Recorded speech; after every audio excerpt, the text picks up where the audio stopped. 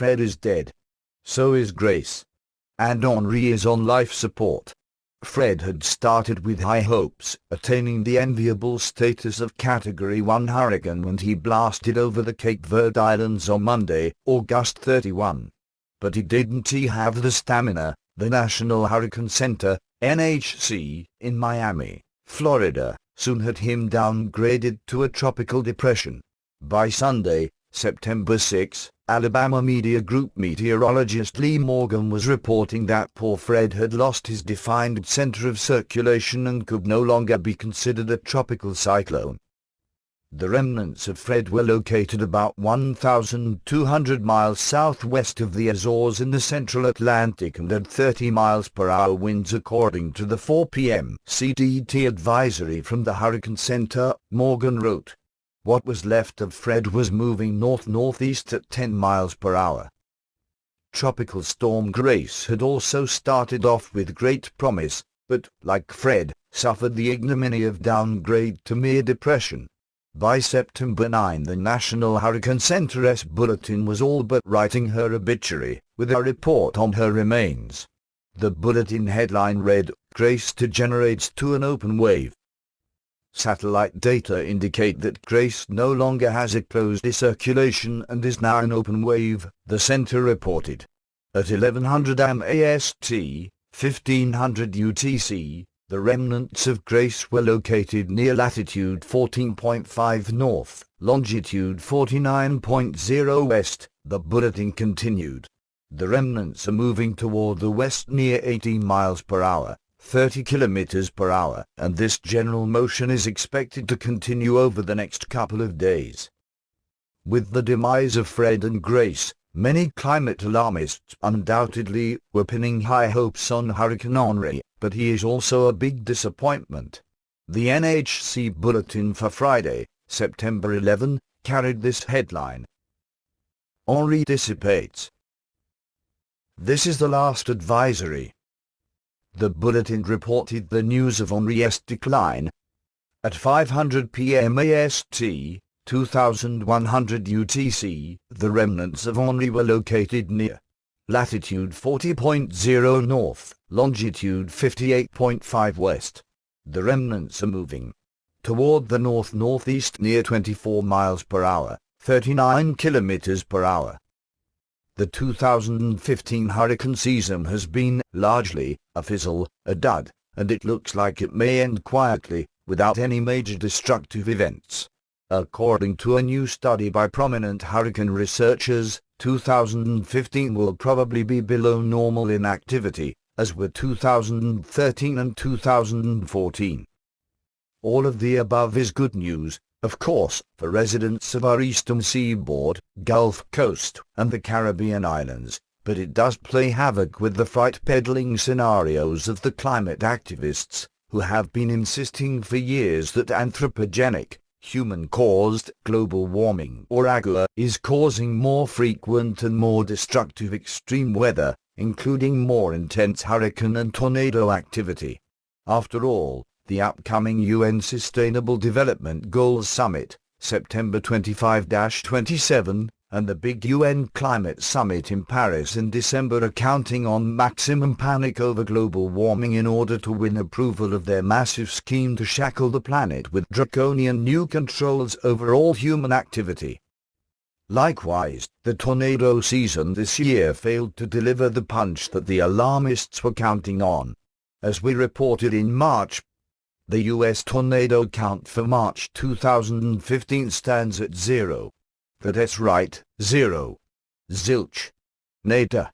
This is remarkable, since March is tornado month in the United States. It is also remarkable in that the alarmists have been predicting that anthropogenic, man-made, global warming, AGUA, would lead to more frequent and ever more destructive extreme or severe weather events, including hurricanes and tornadoes. But it hasn't happened. The new lack of severe weather during the tornado season is now being described as historic and uncharted territory. Mother Nature, it seems, is just not cooperating. Hurricane experts Pete Lotzbach, W. Graham C. Fogarty, write in the current issue of the journal Nature Geoscience. The Atlantic hurricane seasons in 2013 and 2014 were quiet at an average, and there are indications that hurricane activity in 2015 will also be below normal. Here we investigate whether the active Atlantic hurricane era that began in 1995 may have ended.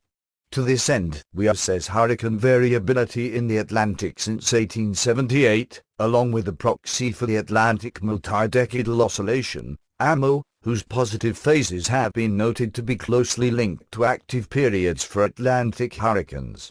We find that the AMO proxy values are currently at their lowest values since the early 1990s, when Atlantic hurricane activity was well below average. We argue, said the authors, that the weight of the evidence points towards natural oceanic variability being the principal driver of the AMO. The scientists also noted another factor that may have played into the alarmist claims that cyclonic activity is increasing is the limited observational network that was available during the earlier periods that were being used for the predictive models. That is an obvious weakness of many of the alarmist computer models that compare proxies, tree rings, ice cores, etc., of earlier eras with the actual temperature readings of land, sea, and air thermometers and satellites. At the always informative German-based website notrexen.com, Pierre Gosselin notes in a September 10 posting that something is awfully wrong with global warming science, especially, in this case, as it pertains to predictions of cyclonic activity. He reproduces a chart of global accumulated cyclone energy, ACE, since 1970, which shows that storm activity worldwide over the past 4 years is at a 45-year low and that the trend has been in steep decline since 1990. Even though it is not true, alarmist sites everywhere continue citing increased storm activity as evidence of man-made climate change, writes Gosselin. Yet, when we look at the numbers, we see that nothing could be further from the truth. He continues, some years ago alarmist climate scientists, who insist a consensus backs their science, claimed with high certainty that global warming would increase the frequency and intensity of cyclones globally. We were told to expect supercharged storms, all fueled by global warming heat.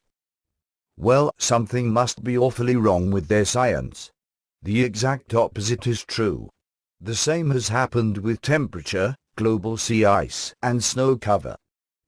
Perhaps the global warming experts will tell us that the huge cyclones are hidden somewhere deep in the oceans along with the missing heat, getting ready to pounce later in the future. Lord Christopher Monckton, former science advisor to British Prime Minister Margaret Thatcher, noted in a May critique of President Obama's air-filled speech to the U.S. Coast Guard Academy, it was no surprise that the accumulated cyclone energy index has shown the combined frequency, intensity, and duration of hurricanes and other tropical cyclones to have been at or near the lowest level in the satellite era over the past 5 years. There have now been 7 or 8 years without a major hurricane making landfall in the U.S., the longest hurricane deficit in more than a century, and even the IPC admits that there has been no particular increase either in tropical or in extratropical storm menace to date. And even more importantly, as Lord Monckton pointed out in the same article, and as this magazine has reported repeatedly, even UN Intergovernmental Panel on Climate Change, IPCC Chief Rajendra Pachauri and other prominent agro-alarmists have admitted that there has been no measurable global warming for the past nearly 19 years.